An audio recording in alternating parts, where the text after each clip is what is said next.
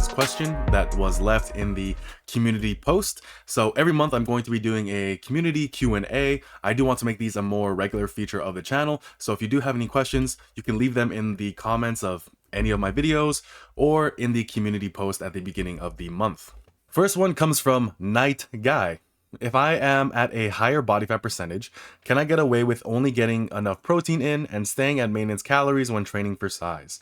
So when it comes to, well, before I actually give you my answer, first and foremost, I am not an expert on nutrition. I'm going to be giving you my answer based off of my intuition and my experience, but I don't have formal education in nutrition beyond a couple college courses, which is not that great, right? I am studying for the Certified Strength and Conditioning Specialist certification. However, I just want to kind of lay out my ineptitude before I give you my actual answer. So when it comes to only getting in enough protein and staying at maintenance, right? There's a couple things that we can go into here. So when you say getting in enough protein, there's a couple questions that I would ask there, which is, are you biasing most of your calories toward protein? So that way, even though you are at maintenance calories, you're giving your muscles a sufficient amount of protein needed to, I guess, grow. So if that is what you mean by getting in enough protein, like that is how you qualify or quantify enough, then I think that you would probably find that you can still make great progress. When it comes to, there's a reason why you don't just need excess protein, you also need a caloric surplus. It's because muscles are a incredibly metabolically demanding tissue on the body, and the body is going to prefer it's partitioning its nutrients and its calories toward things that are a bit more important, brain function, survival, organ function, things of that nature, before it starts building muscle. So let's say you are in a severe caloric deficit. Even if you get a shit ton of protein, your body is going to spend extra amounts of that energy to break the protein down further into much more simple sugars. So that way it can still have those carb sources, even though you're in a very low carb state. At least that has been what has been taught to me in those few classes I was in. So if I am out of date or if I am incorrect, let me know. Someone smarter than myself, let me know. But generally speaking, if you are staying at maintenance calories, you can still build muscle, protein, and your training in particular. So training first and then your diets afterward. Obviously, they're going to be better together. You're going to get the best results, and you're probably going to be hindering yourself severely by not being in a small surplus. However, to really get to the bottom of your question, or to provide you a very clear answer, which I struggle at doing sometimes because I tend to ramble, you will build muscle. It won't be in optimal amounts. And you're going to be better served by doing a more traditional slow lean bulk than you are trying to be purely at maintenance. But given that you are at a higher body fat percentage, I don't exactly know what this is. This is also where is another gray area in your question. I am at a high body fat percentage, and I'm also extremely heavy. So the amount of incentive my body has to put on more muscle is not that high, given the fact that it just would struggle to put on more mass anyway. So when it comes to my purposes and recomposition, things of that nature, me trying to recomp at 270-ish, it's not going to work out all that well, just because 270 is about the most amount of weight my body wants to put on comfortably. So even though I'm at a high body fat percentage, even with a high protein intake and trying to eat at maintenance, the recomposition effect will be pretty minimal, and I would more benefit from an actual cut, so that way I can make room for bulking again, because bulking is just so much better. Being in a caloric surplus, even a mild one, is significantly better than trying to be at maintenance calories. So being at a high body fat percentage, it does cheat things a little bit, I will admit that, but you didn't really give me stats, and I'm not saying that this in a way that is meant to be upset, I don't know, but because I don't have your stats, because I don't know how much body fat you have, I don't know your current weight either, my advice here is that you don't need to worry too much so long as your training and your measurements are improving in the direction and at the rate that you want. Um, Sticking at maintenance calories probably wouldn't be the biggest deal in the world. So I hope in that rambling you found an answer, and I hope that I was able to give one to you. In my mind, I gave one to you, but I might be wrong. So next question comes from Ben Mitchell. If you guys aren't following him already on Instagram, I highly recommend following him. He has a great page on Instagram. He's a coach as well. So if you vibe with his message and how he words things and explains things in a way that makes sense to you, definitely hit him up for coaching. He's a great guy, really friendly guy. So thanks for the question. So he asks, any plans to incorporate philosophy-based topics into the channel? Yes, there are. So I've decided to kind of wait a little bit with philosophy topics for one simple reason. As of right now, I am strictly a learner or student of philosophy, and quite literally, this is my last year in university. I graduate from my Bachelor of Arts in Philosophy this December. So this is my last year with my philosophy degree. I guess it's considered undergrad. And then I will be considering either a master's in business, if I like, depending on how I think like work is gonna go, or exercise physiology, or I'm gonna pursue philosophy masters and probably go even further beyond that if I decide to go the philosophy route. Still some time to think about it, still reflecting on that. But as far as incorporating philosophy-based topics into the channel, yes, I do have plans on that. It's something that I do want to provide, because the reason why I decided to be a philosophy major is because it is the only major that has ever told me I'm not smart. I feel like, and not because I have felt dumb pursuing other things. I've felt dumb pursuing almost everything I've ever like pursued, right? But what I mean is that it is the only one where it doesn't like, it is the only one that doesn't inflate your ego thinking that you're somehow an expert now. At least that's my experience. Like, if anything, I just don't. I just am more aware of all the things I don't know, and me asking questions is not to assert that I actually have an answer. It's just because I genuinely want to ask the questions that I do. So it might sound like circular, I guess, because people will ask me questions and I just ask questions back. It's because I really don't know what they mean, because I'm just that dumb. So I really do enjoy that about philosophy. But then also there is like a formal structure. Like, so if you are in America, like United States of America, UK, Australia, English speaking countries, like that is their main primary language, you would typically learn analytical philosophy.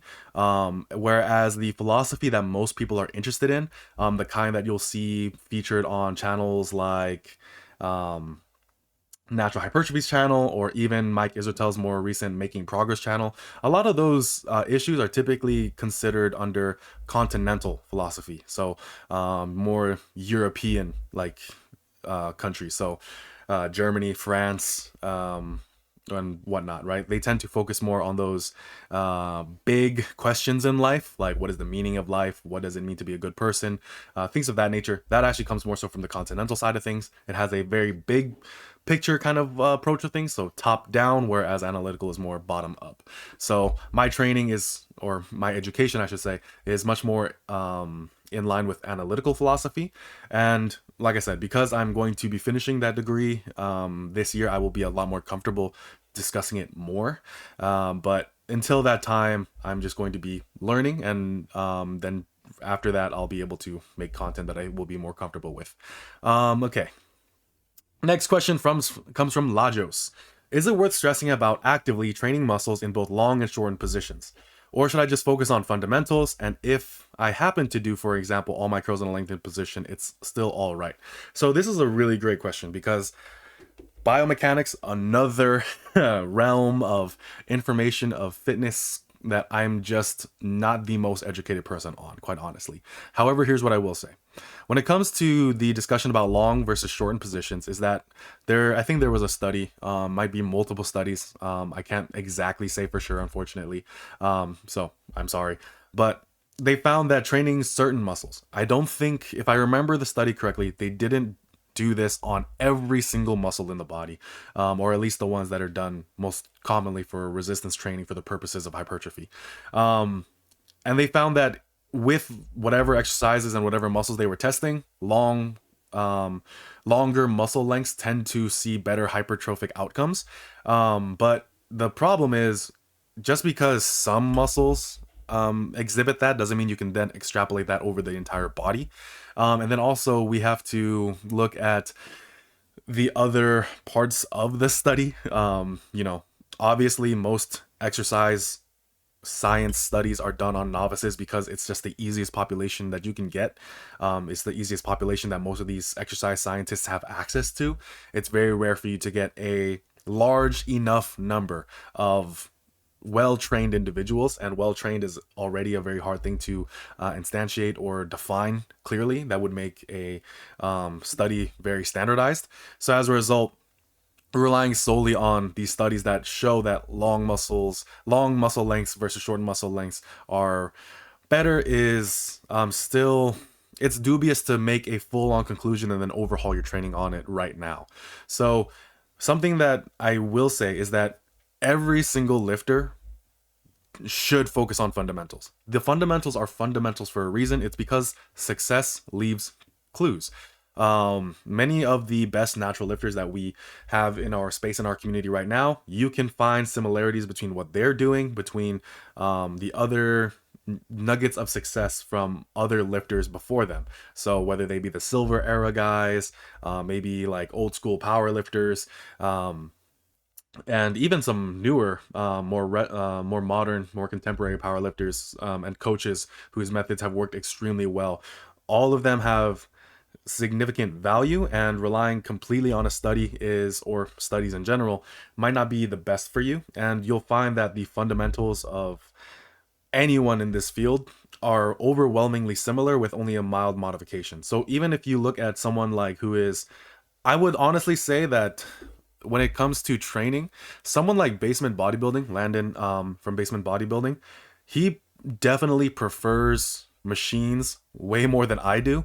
But when, at least I'm planning to have a talk with him like pretty soon actually, so preview for that, or teaser for that. Whenever I talk with him about certain things, it seems that most of the, I guess the more applied parts of our training philosophy are overwhelmingly similar. It just happens to be that he likes machines and I like barbells. That seems to be one fundamental difference. I'm not saying that's the only one, but the thing is, like, neither of us skip out on progressive overload. Neither of us will allow for a, not extreme, but like deviations in form. Like there's a certain allowance that you should have, right?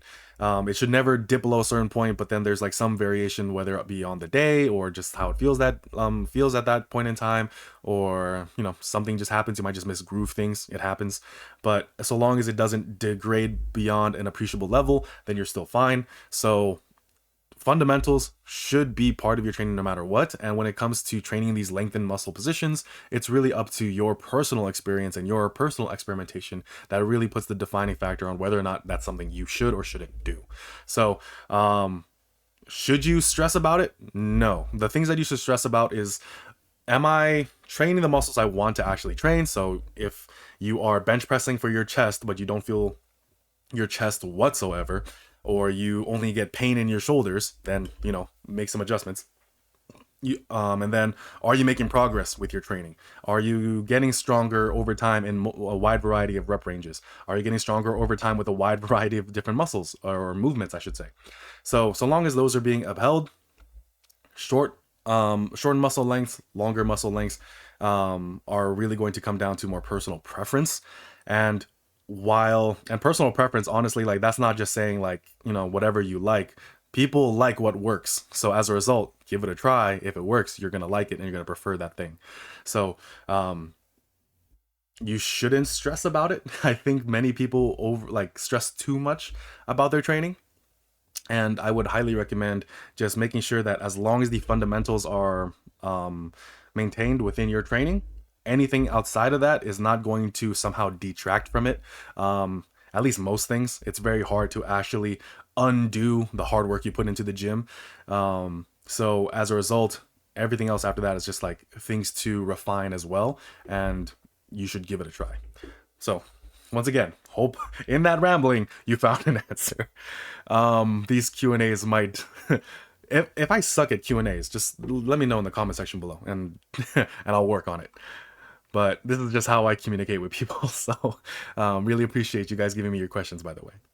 So next question comes from Nuno Barrasso. So he is running a 4-day program, but sometimes I only have 3 or 2 days to train. Do you think I should just follow the program despite doing the week workouts in 2 weeks? Thanks. So I am unliterate as hell. So I'm just trying to process this question. So I am running a 4-day program. Okay, 4-day program, but he only has 3 or 2 days to train. Do you think I should just follow the program despite? Okay, so this is actually pretty common. For one, I would try to set up your week in a way where there is some regularity. The reason why so many more experienced lifters start training with these, non-weekly, like with training splits that aren't bound to the 7-day work week, is because for a couple of different reasons. One, they're incredibly advanced and they know what they're doing. Two, they tend to have a schedule that would benefit from it. I don't know everything about their life and their lifestyle. However, given their work or line of work, it makes sense to me that they would have options in terms of creating their optimal workout scheme or schedule that most people just don't have. So there's those things to consider at least.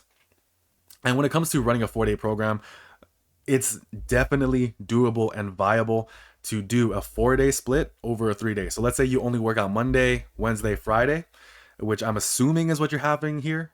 And I would hope that's what you're having, because it should be the same 3 days a week or same 2 days a week, ideally. So that way you can so that way there's less variables that you need to control for, or would be giving you a reason that things aren't going in the right way. So for example, let's say on 1 week you can only work out Monday, Tuesday, Wednesday. Trying to fit in 3 days in a row of hard training is going to be pretty tough. But let's say it's always going to be Monday, Wednesday, Friday, and suddenly it becomes a lot better. So if you are doing an upper lower, 1 week is upper lower upper, and then the next one it's lower upper lower.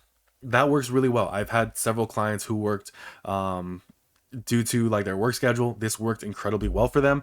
The only thing I would add is just some type of finisher at the end where they can still get some muscle stimulus for the muscle group that is not going to be trained until next week. So you can do that. You can keep running your 4-day program in the 2 days you have to train. But the thing that I would consider is this: what days do I have available to me that I can train without a shadow of a doubt? And if even that is a question that you can't provide simply because your work schedule changes every single week, I'm not going to tell you hey, get a new job, because I don't know your situation. But at that point in time, then you can only optimize so much when randomness and variability is just a constant feature. So as a result, the most important thing is just being able to auto-regulate things to kind of match the randomness and irregularity, which is not the most useful answer, I will admit. However, if you can somewhat standardize the days you have to train, so you can say, all right, Monday, Wednesday, Friday, or Tuesday, Thursday, Saturday, or even Monday, then Thursday, you can follow something like the Naturally Enhanced Method by Alex Leonidas. That can all work. So give that a shot, and I hope it works out well. It should work out well, because it's not like you being able to not follow the 7-day work week with your training is somehow going to make you unable to build muscle. Things work. Hard work works. So that's the cool thing about lifting weights. It's one of the few things where, so long as you're hitting a minimum threshold of doing things right, and then you just apply a shit ton of hard work, it's going to reward you. So that's one thing I love about lifting weights. Next one comes from Spidey FNA. What do you think is the best way to implement cardio in any type of split? Implement it. So the interference effect. This tends to be one of the main, areas of contention or topics of concern for most people who want to implement cardio in their split. First and foremost, the amount of cardio that you would have to do to see a meaningful interference effect is quite high. On top of that, so not only does the dose need to be incredibly high, the I guess intensity of the cardio that you choose to do also will have to be pretty high for this to happen. So let's look at the most common cardio protocols most people will be exposed to. I'm going to do cardio in the mornings and I'm going to work out in the afternoon. There is a usually like there is enough time and you're going to have some meals in between that are going to make it very unlikely that you will experience any meaningful amount of interference effect. So I recently talked about this with my podcast on with fast lifts. I was in the military, and in the mornings we had PT. So we either ran, sometimes we ran every day of the week. Sometimes it was supposed to be more structured where we were supposed to do running 3 days a week and then resistance training 2 days a week, and then on the next week it's supposed to flip. But sometimes that resistance training just ended up being sprints. So it's running, Despite that, I hit a 285, 295 bench by the time I got out the military. And then my deadlift at the time was 475 for a really grindy single. And then my squat at that point in time was like 355. And that was on top of severe mileage. I am not gifted with strength whatsoever. So me being able to hit those numbers at the body weight I was at that when I got out the military was around 220, 230. So, those are pretty good numbers. So you're probably not going to see an interference effect. And honestly, I will be making more videos discussing diet in the future, but I really do recommend you not to just giga bulk and dirty bulk and whatnot. Like, so giga bulking only works if it's lean and if it's over a long period of time. It doesn't work if you put on a shit ton of pounds on your body in a short period of time. And when I say short period of time, I mean under a year. So 20 pounds in 1 year, even that is like, that's like the uppermost limit, I would say, because if you're following a 1 to 2 pound bulk, then over the course of a year that's what you should do. But given the mini cuts and whatnot, like 20 pounds is literally that uppermost limit. But anything exceeding that, you're putting on unnecessary amounts of fat for very little in return. Especially this is why I say I'm not the most gifted when it comes to strength. Mass moves mass, but fat isn't contractile tissue. And the amount that I put on my lifts was not all that much. So I definitely didn't need to be as bulked up as I am right now, but I am pretty proud of my bulkingness right now. But anyway, so when it comes to cardio, implement it. If you do it in the mornings and then you do your weights in the evening, or even flip flop, it doesn't really matter as long as that's consistent. Now, let's say you want to add it in the session. If you want to do it during the session, I would recommend that you kind of think about what your priority is. So if your priority is strength, doing your 30 or maybe even closer to 10, right? So let's say 10 to 40 minutes around that time frame. I think that's reasonable for most people. 10 minutes to 40 minutes of cardio before your strength training session, I would not recommend it, but you can definitely do it after. You're not going to get the same amount of strength gains, but I definitely think that the health benefits are well worth it, because your strength gains will be attenuated. They will be less than what you would have gotten otherwise, but as a result of it being less, you're getting more health, and your gym numbers don't really matter if you're dead. And the difference between, I know at the highest level, it really is a game of inches, right? Or a game of pounds. If one person just lifts one more pound than you, they're the winner and you're second place. That's not really present in most people's training, and most people are training for health reasons. Most people are training for body aesthetic, body composition reasons. And if they are training for strength, then it's for their own purpose. Very few people actually compete. So the loss of 10 pounds on a total that you will reach that later in life, later down the road, as long as you keep training and training hard and training smart. You don't need to sacrifice health at any given time to make up for that loss. It's just not a smart choice to make. And like I said, you can start out with 10 minutes build that up to 40 if you want to. But if your goal is strength, I would definitely put that toward the end of your workout. Same probably for bodybuilding, but I think that there is less of an issue if you, for consistency reasons, you need to do more of your cardio toward the beginning of your session. I think that there's a lot more allowance of things that you can do when it comes to training if you're training mainly for hypertrophy than there are for strength. But that take of mine comes from the fact that I am more strength focused. Like my focus is more on strength, and most of my time, my solution for getting bigger is just get stronger. So you would probably benefit more from asking how to implement cardio into a training split for bodybuilding better from like a bodybuilding channel like Basement Bodybuilding or GBS. But even they do a lot of cardio and they're still extremely jacked. At least GBS does. I don't know if Landon does a lot of cardio.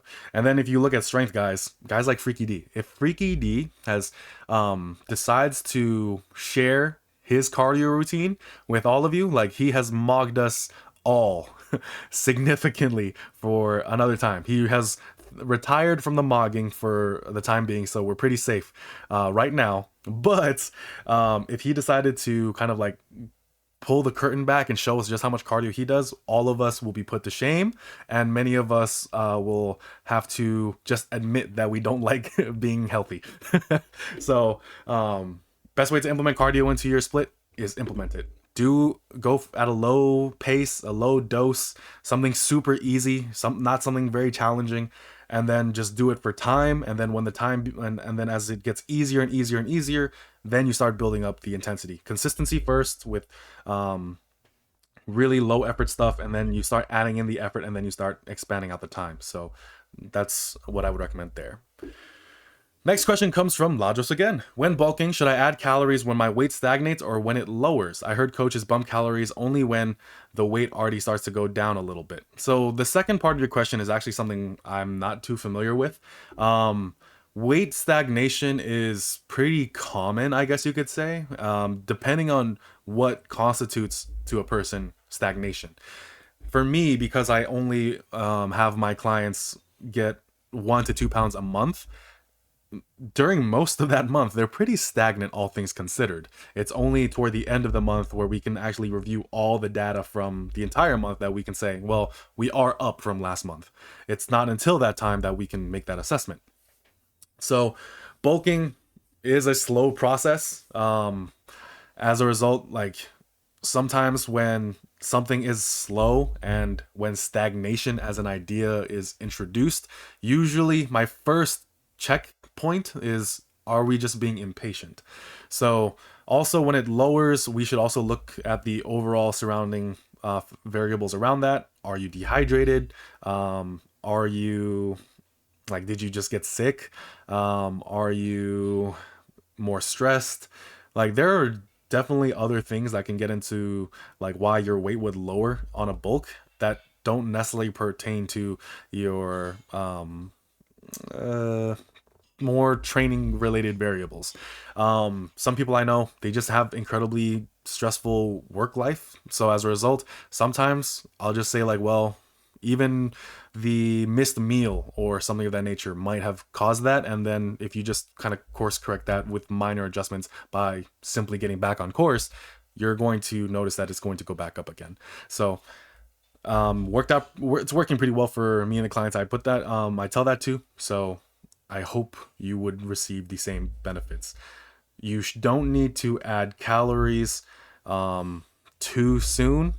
Give yourself that month to kind of, or give yourself at least the whole week and see like if the fluctuations are trending in a certain direction before you just say like, well, I've been at this for 2 days, let me bump up calories again.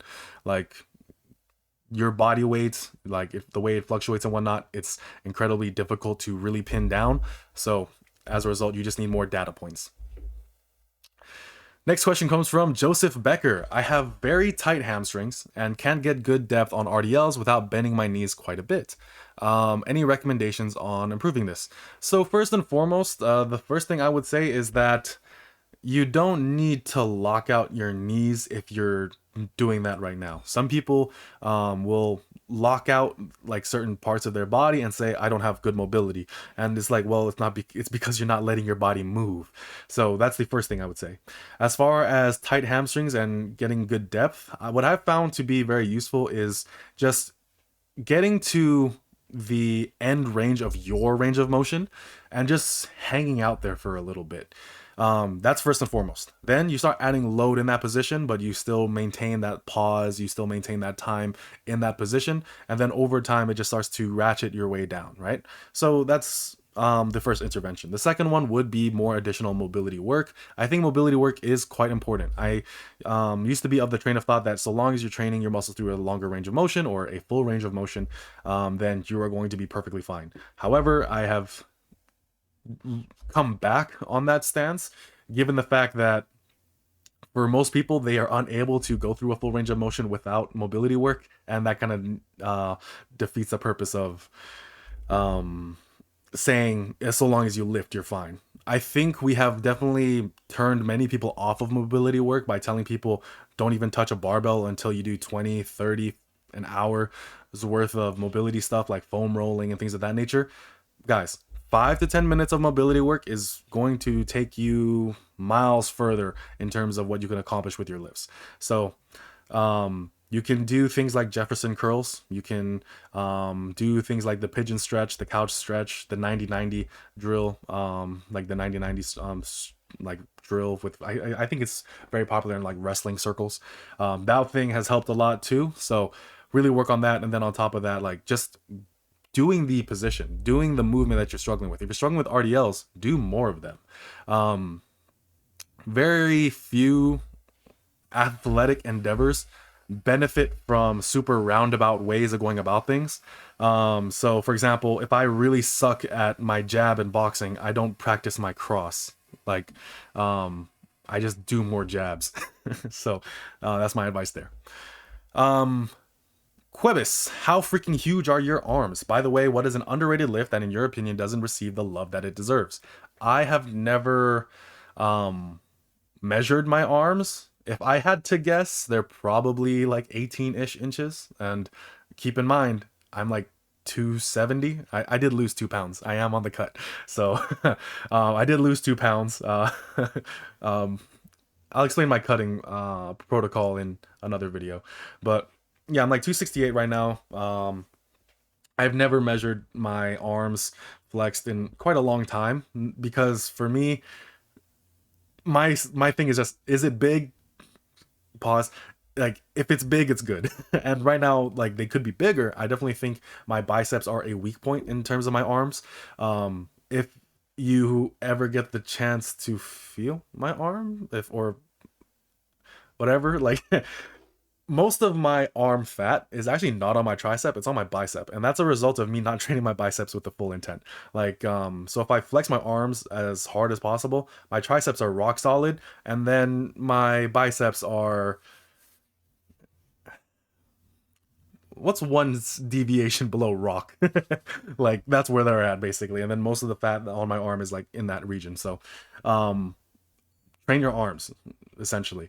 And as far as an underrated lift that in my opinion doesn't receive the love that it deserves, honestly anything with the Smith machine. I think that the Smith machine has gotten such a horrible reputation because its prevalence in places like Planet Fitness and its frequent appearance on gym fail videos of ego lifters who put on a lot of different or put on a lot of weight and then don't go through a full range of motion. But if you use a Smith machine properly, it is one of the best pieces of equipment that you can use for so many different things. If you use it for a super high incline press, so like an anterior delt press or a high incline press, like wonderful. If you use it for squats, great. Its utility for deadlifts will vary depending on the angle, because some Smith machines have a little bit of an angle to them. Some of them are more vertical, but there's a lot of benefit to the Smith machine that I think most people have said like, well, why not just use a barbell? And there's great reasons to not use a barbell all the time. And simply saying that because something else exists, it removes the value of this other thing existing is incredibly short-sighted, and more people could benefit from putting in work on something that allows them to actually not have as many limiting factors as a barbell would. So barbell Smith machine squats, barbell pressing of any kind, like those are really, really big ones in my opinion. It's almost up there with single leg work. I hate single leg work, but I have been noticing a lot of benefits from it. So I have shit mobility when it comes to my lower body. Front squats have been helping me out a lot, but so has single leg work. My ankles have never felt better. Two things that have really helped with my ankle mobility, I know this is not part of your question, but is actually training more in flats. So I've been training more in, like, just some Chuck Taylors, Converse, and then single leg work and front squats. That has done so much for my mobility. Thank you to Sam Sheether for putting me on that. All right. Next question comes from Frank. As an ex-fat, I'm at a stage where I don't have much definition, but it looks like I lift with clothes on. Same here. I like to bulk, but I still have that trauma from being obese. How do I get over it? So the first thing, like, I would want you to really understand something. You are a completely different person now. Like, fear is a very real thing, and it doesn't necessarily have to be a bad thing. Fear is a protective mechanism when it is healthy. And then being courageous and being brave, these are appropriate responses to fear. Foolhardiness, on the other hand, is pretending that that fear isn't real, it doesn't exist, or somehow can't harm you. There is definitely harm for people like you and me who have spent most of our lives obese, falling back into this really bad habit of binging and things of that nature. Point, like, the fact that that was me. I'm kind of undoing that right now, and I tried undoing that several like many times during the existence of my channel. Like, I've talked about cutting for so long on this channel, and I failed every single time because I didn't take into full consideration everything that was going on in my life, and some things were, I guess, like, my priorities were, and my mind was just so much away from me, and I wasn't able to really pin down anything, and that's why I was never able to make progress with it, right? But if now is a good time, and now is almost always a good time, like I needed to learn that lesson. I want, like, as much as I want to make an excuse, like, oh, I was a student, I was trying to find work and all these other things, like, that doesn't mean that I couldn't have done certain habits. I couldn't have obviously done, like, the most ultra habits ever in my life, but I could have optimized whatever I could have done to make it better and more conducive to cutting, but I just didn't because I made mistakes. But as far as bulking and putting weight back on, you now know what unhealthy looks like. You know what habits take you away from what you want and bring you back to where you were.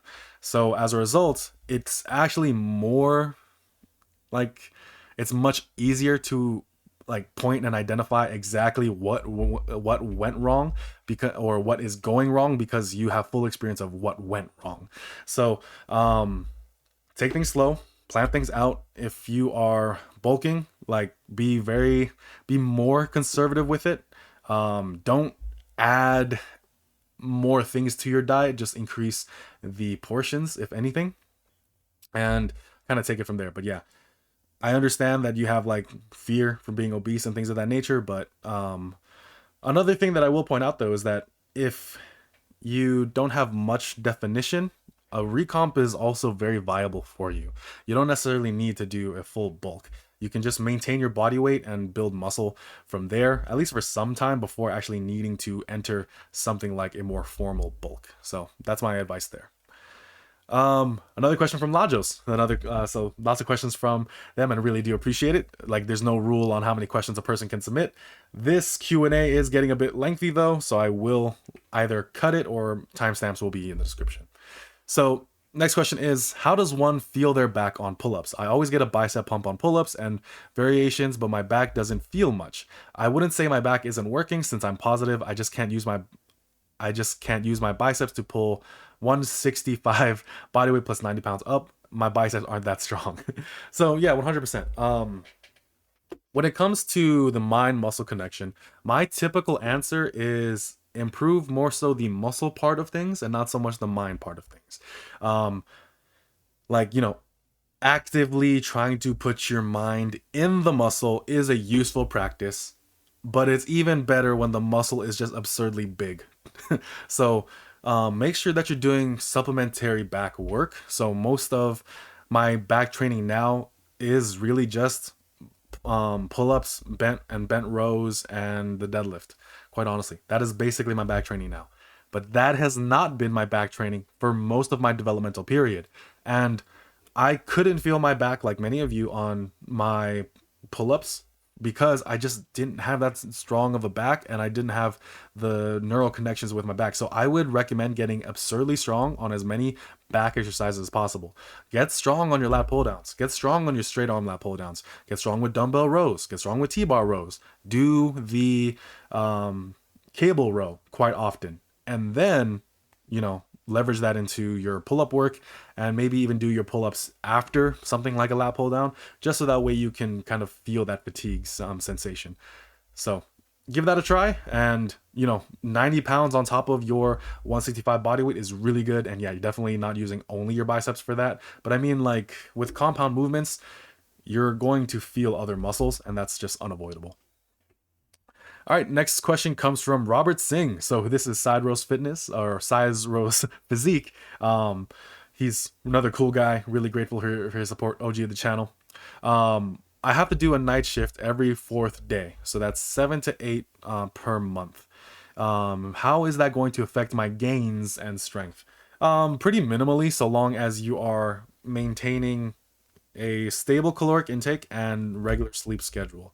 So I know night shift, obviously that throws some irregularity into the mix, but so long as you get that sleep back, I know making up for sleep is not the most instantiated concept or idea, but it happens to an extent. So make sure you get full sleep. Now, when it comes to training, you can either do it, so since you're working the night shift before your shift, so some hours removed from your shift, so that way you can take a nap after or something of that nature, but it's going to affect you pretty minimally. The cool thing about the human body is that it adapts. The only thing that I would recommend is that you should distance your most demanding workouts away from those training days and just auto-regulate your training as necessary, so you can do something like an asynchronous split. So try to keep your hardest training days away from that night shift day, and then use and try to plan for like a recovery day on that point in time as well. If you can kind of do that, all right, I know every fourth day I have this night shift, maybe on every fifth day I just have a recovery day, and then kind of go in from there. So you can make some modifications to your split in that way. Let's see, trying to see if there are any other questions that are more relevant. All right, cool. So now that we have gone through the more, I guess, Q&A portion of things, there are some things I want to address. So first and foremost, want to give a shout out to Faz Lifts, Ball Army Man. Really do appreciate your words of encouragement. So I really look up to both of these gentlemen. I want to accomplish many of the same things that they have done, or in the same vein or same thing that they have done. Like, extremely jacked guys, extremely strong guys, so their words of encouragement do mean a lot to me. So there's that. Right, next thing is why are my calves small?